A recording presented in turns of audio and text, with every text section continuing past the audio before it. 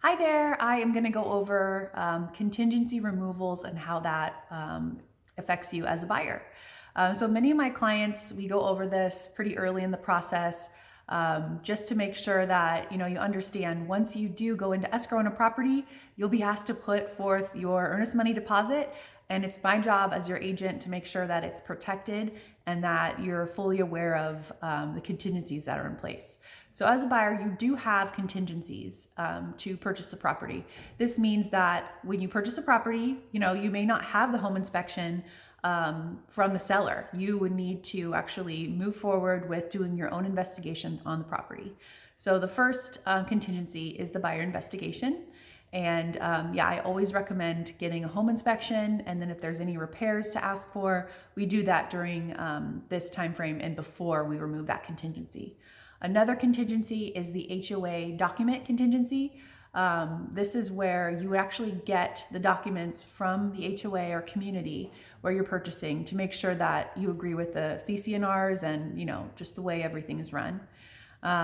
Title is another contingency, looking through the title report to make sure there's no problems with the title that would prevent you from closing on the property. And then disclosures. The sellers will provide their disclosures telling telling the buyer all about the property. If there's any problems with the property, what the remodeling have they done. It's a very, great document to go through, very important to make sure that my clients understand the disclosures. And then also there is the appraisal disclosure. So that would be, you have time, to get the property appraised to make sure the value comes in at your purchase price, because that will affect your loan.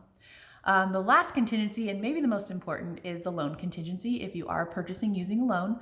And that your loan officer, we would be working together with your loan officer to make sure that you're fully comfortable in removing that contingency. Usually you want to have an approval so that you can feel confident that your earnest money deposit is safe and you can move forward with confidence in buying the property. And just one more quick thing, if you go beyond the time frame of the contingency, it's just going to keep going until you actually remove back all the contingencies or some of them, or they'll just continue on. So I hope this was helpful, and please call me if you have any questions, and thank you.